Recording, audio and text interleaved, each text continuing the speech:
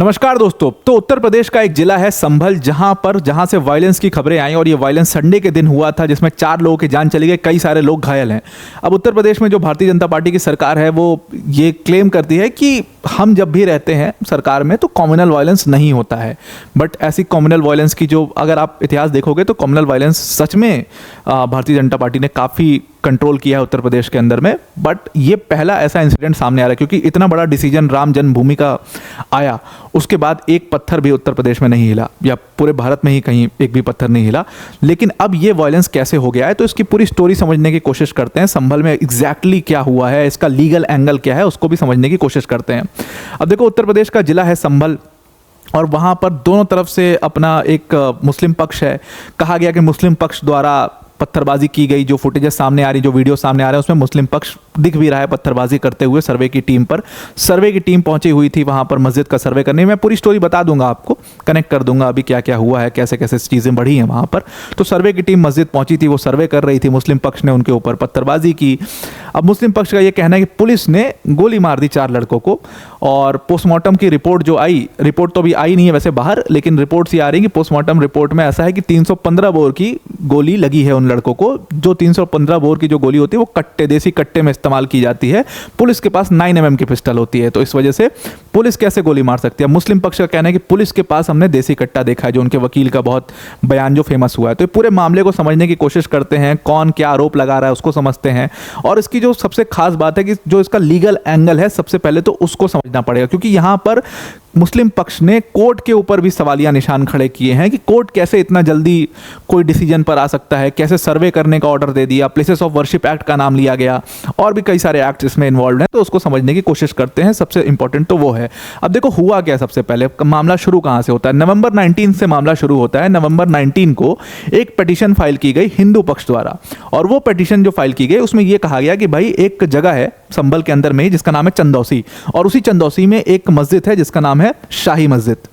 अब वो शाही जो मस्जिद है उसको कहा गया हिंदू पक्ष द्वारा नवंबर 19 को जो पिटीशन उन्होंने फाइल किया कि आपको भी पता होगा कि 1526 में बाबर आया था भारत, और बाबर की जो फोर्सेस थी जो आई थी वो भारत में, तो वो बहुत आताताई थे, बहुत उपद्रवी थे, और उन लोगों ने बहुत सारे मंदिरों को उस समय पर, जो पूरे भारत देश में कई सारे मंदिर थे, उनको तोड़ दिया और वहाँ पर मस्जिद बनवा दी थी। ये बात तो सबको पता है और बहुत सारे डॉक्यूमेंट्स भी हैं इसको सपोर्ट करने के लिए।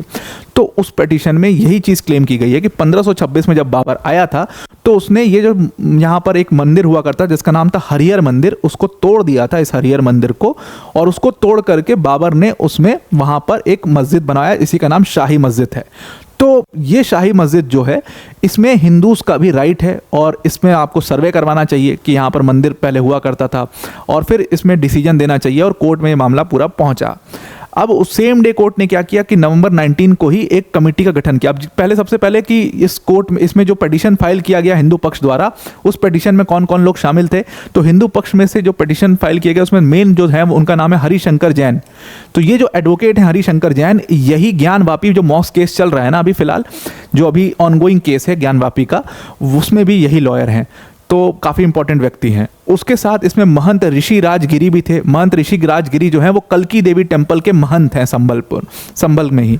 और ये जो कल्की देवी टेम्पल के महंत हैं, इनका पिटीशन में इनके भी आर्ग्यूमेंट्स रखे गए हैं। इन्होंने ये क्लेम किया है कि हमारे लिए जगह, हिंदू पक्ष के लिए जगह बहुत इंपॉर्टेंट है, क्योंकि हमारे टेक्स्ट में ऐसा है कि जो ये हरिहर टेम्पल है, यहीं पर कल्की का, जो कि 10वें अवतार हैं विष्णु के, उनका जन्म होगा। अब ऐसा कहते हैं कि कल्की जो है उनका जन्म होगा और कली का वध करेगा, और कली का जब वध होगा तो फिर वहाँ पर कली, जो ये घोर कलयुग है, ये ख़त्म हो जाएगा और वहाँ से सतयुग की शुरुआत होगी। तो इसलिए हिंदूज़ के लिए बहुत इंपॉर्टेंट जगह है, इसीलिए मस्जिद को हटा करके वहाँ पर मस्जिद रखना चाहिए, या मतलब वहाँ पर अगर मस्जिद हटाया भी ना जाए तो एटलीस्ट राइट टू एक्सेस होना चाहिए, मतलब कि जाने का तो अधिकार होना चाहिए। अभी तो जाने का अधिकार भी नहीं है हिंदूज के पास वहाँ पर, तो राइट टू एक्सेस तो होना ही चाहिए। ये मेन जो राइट टू एक्सेस की डिमांड है, ये हिंदू पक्ष ने की है। तो ये भी इसमें शामिल है, और भी कई सारे पिटिशनर्स हैं उसमें जो शामिल हैं। सबकी पिटिशंस मिला करके पिटिशन फाइल की गई है कोर्ट में। कोर्ट ने क्या किया, सबसे पहले तो जैसे ये मामला कोर्ट पहुंचा तो आदित्य सिंह जज थे, उन्होंने सबसे पहले काम ये किया कि उन्होंने एक टीम बना दी। एक वहाँ के एडवोकेट कमिश्नर हैं, उनके अंतर्गत एक कमेटी बनाई और जो संभल के डिस्ट्रिक्ट मजिस्ट्रेट हैं उनको भी उसमें इंक्लूड किया, और भी लोगों को उसमें एएसआई के लोगों को इंक्लूड किया, और एक कमेटी बनाई और कहा कि आप एक काम करो कि आप जा करके वहाँ पर इनिशियल सर्वे कर लो कि क्या है वहाँ पर, और इनिशियल सर्वे की जो रिपोर्ट है वो आप फाइल करेंगे कोर्ट के अंदर, वो 29 नवंबर से पहले फाइल कर देंगे। तो 2 सर्वेस यहाँ पर होने थे, एक सर्वे इसका हो चुका और टीम ने उसमें सर्वे करके रिपोर्ट उसमें बनाई, और दूसरा सर्वे जो है वो 24 नवंबर को होना था। 24 नवंबर को जब ये सर्वे की टीम पहुंचती है, जिसमें डिस्ट्रिक्ट मजिस्ट्रेट भी मौजूद थे, वहाँ के एसपी भी पूरी पुलिस बल के साथ वहाँ पर मस्जिद जहाँ पर है वहाँ पर मौजूद थे, सर्वे की टीम अंदर जाती, तब तक वहाँ पर जल्दी धीरे धीरे आप देखोगे कि बहुत सारी भीड़ वहाँ पर जुट जाती है, और वो भीड़ जो है वो आतताई हो जाती है, वो उपद्रवी हो जाती है और पत्थर मारना शुरू कर देती है। और उसके बाद पूरा वायलेंस हुआ जिसमें 4 लड़कों की जान भी गई, बहुत सारे लोग उसमें घायल भी हुए। पुलिस ने अपना कार्रवाई की। अब मुस्लिम पक्ष का ये आरोप है कि पुलिस ने गोली मार दी। पोस्टमार्टम की रिपोर्ट हालांकि कहती है, पोस्टमार्टम की रिपोर्ट अभी बाहर लीक नहीं की गई है, लेकिन जो रिपोर्ट्स आ रही हैं, जो न्यूज़ मीडिया में चल रही हैं, वो ये है कि 315 बोर की गोली का इस्तेमाल हुआ, जो कि देसी कट्टे की गोली होती है, और पुलिस के पास 9mm की पिस्टल होती है, तो पुलिस कैसे मार सकती है। फिर मुस्लिम पक्ष के जो वकील हैं उनका एक बयान आया कि पुलिस ने इसमें देसी कट्टे का इस्तेमाल किया, मैंने पुलिस के हाथ में देसी कट्टे देखे थे। इस तरीके के बयानबाजी जो है शुरू हुई। इसमें राहुल गांधी का भी बयान आया, उन्होंने कहा कि भारतीय जनता पार्टी जो है जानबूझ करके कम्युनल वायलेंस इंसाइट कर रही है।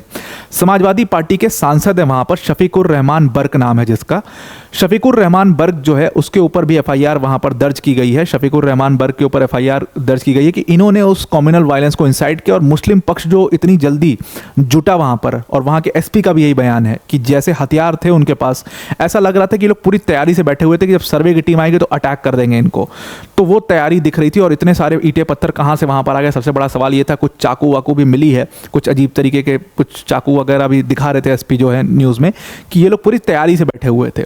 तो जैसे वहाँ पर सर्वे की टीम पहुंची और उसके 15 मिनट के अंदर ही ये पूरा वायलेंस जो है वो स्टार्ट हो जाता है। तो शफीकुर रहमान के ऊपर भी एक एफआईआर की गई है, और 6-7 एफआईआर उसमें और भी की गई हैं, बहुत लोगों को उसमें अरेस्ट भी किया गया है।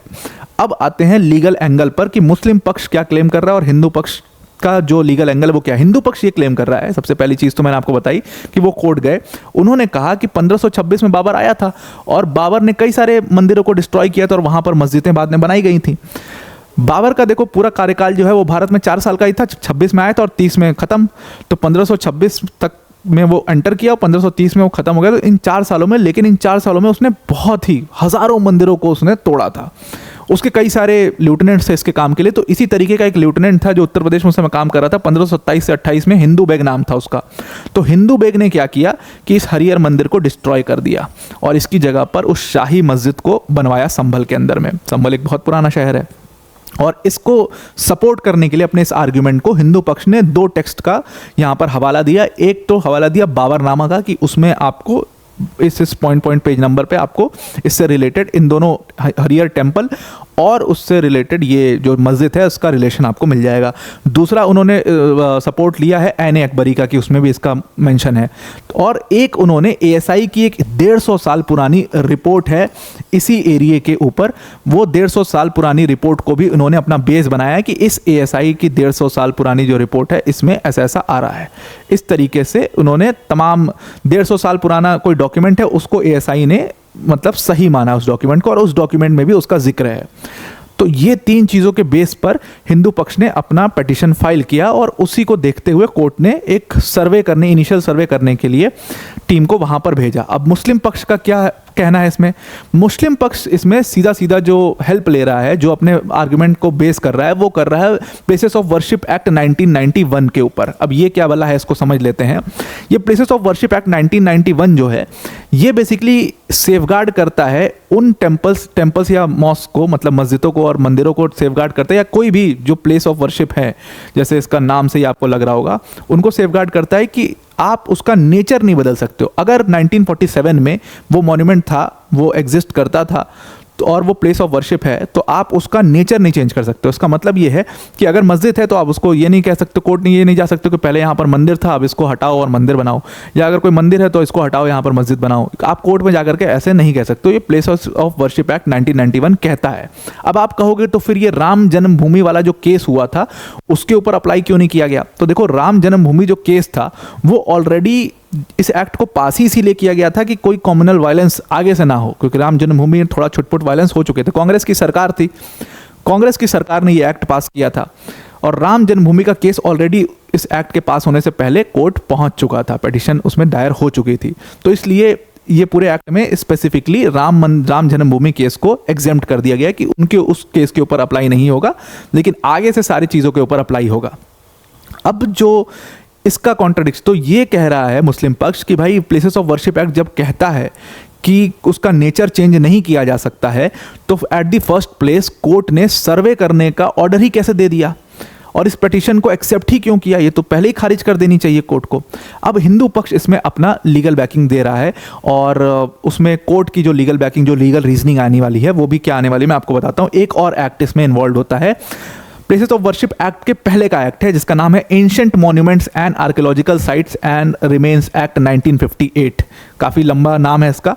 इतना समझ लो कि ये एक्ट क्या करता है कि ये एंशिएंट जो मॉन्यूमेंट्स हैं उनको सेफगार्ड करता है, उनको प्रोटेक्टेड साइट का वो एक दर्जा देता है। तो ये एंशिएंट एक्ट जो है ये कहता है कि अगर कोई भी मॉन्यूमेंट है, कोई भी मॉन्यूमेंट अगर वो 100 साल से पुराना है तो उसमें क्या होगा कि उसको प्रोटेक्ट किया जाएगा इस एक्ट के अंदर में, और उसके ऊपर ये प्लेसेस ऑफ वर्शिप एक्ट 1991 जो है, क्योंकि ये बाद में आया है तो ये अप्लाई ही नहीं होगा। कैसे अप्लाई नहीं होगा? क्योंकि इसी प्लेसेस ऑफ वर्शिप एक्ट के सेक्शन 4 सब क्लॉज 3 में ये चीज़ मेंशन है कि जब अगर कोई भी आर्कियोलॉजिकल साइट है या कोई भी ऐसा एंशिएंट मॉन्यूमेंट है जो कि प्रोटेक्टेड है 1958 के इस एक्ट के अंदर में, या एंशिएंट मॉन्यूमेंट की डेफिनेशन में आता है 100 साल पुराना है, तो उसके ऊपर क्या होगा कि ये places of worship act apply ही नहीं हो सकता।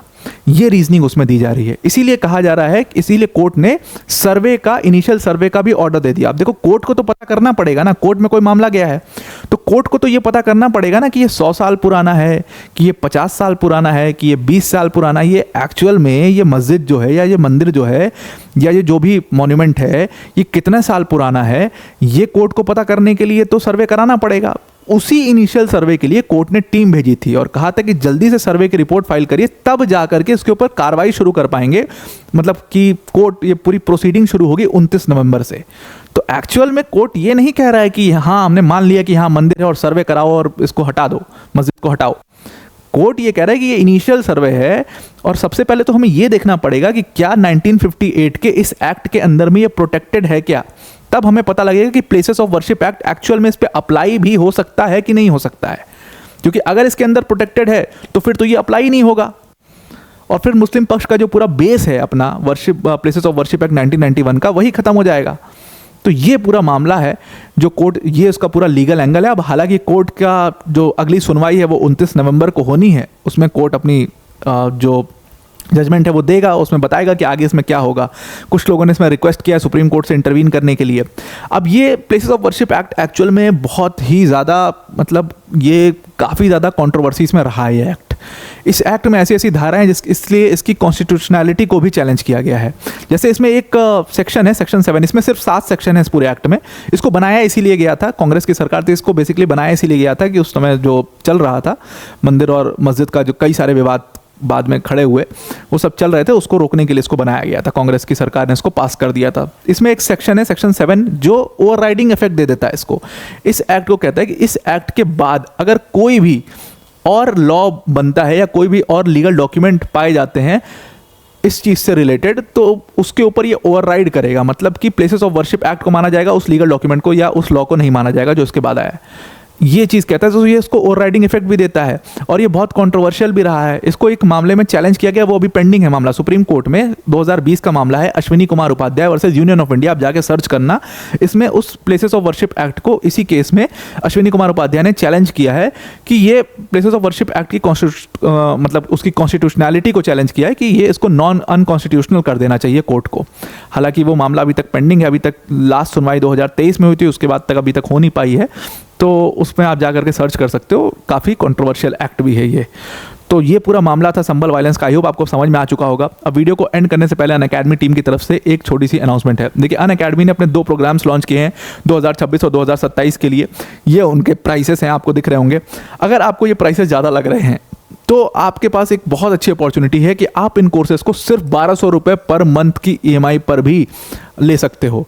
सिर्फ 1200 रुपये पर मंथ पर आप इन दोनों कोर्सेज को ले सकते हो। और इस कोर्सेज में आपको अनअकैडमी की टॉप फैकल्टीज जैसे मृणाल सर, प्रतीक सर, सुदर्शन सर जैसी फैकल्टीज पढ़ा रही होंगी। उसी के साथ साथ ये कंप्लीट अपने आप में प्रोग्राम है जहाँ पर GS, CSAT, टेस्ट सीरीज सब कुछ यहाँ पर इंक्लूड किया जाएगा। जितने मेंस की टेस्ट होंगे उन सब का इवैल्यूएशन भी यहाँ पर किया जाएगा। 1-to-1 मेंटोरशिप भी यहाँ पर होगी। तो ये सब कुछ इसमें इंक्लूडेड है। अगर आप चाहते हो इस कोर्स को परचेज करना तो डिस्क्रिप्शन में लिंक दिया, उस लिंक पर क्लिक करिएगा। और अगर आप 1 शॉट पेमेंट करना चाहते हो तो उस पर आपको एडिशनल 10% का डिस्काउंट मिल जाएगा। आपको सिर्फ यूज कोड का जहां पर ऑप्शन आएगा, जब आप वेबसाइट पे पहुंचोगे तो वहां पर आप APYT10 कैप्स में यूज कर लेना, तो आपको उस पर 10% का एडिशनल डिस्काउंट मिल जाएगा। तो आई होप आपको पूरा आर्टिकल समझ में आ गया होगा। आज के लिए इतना ही। Thank you and have a nice day.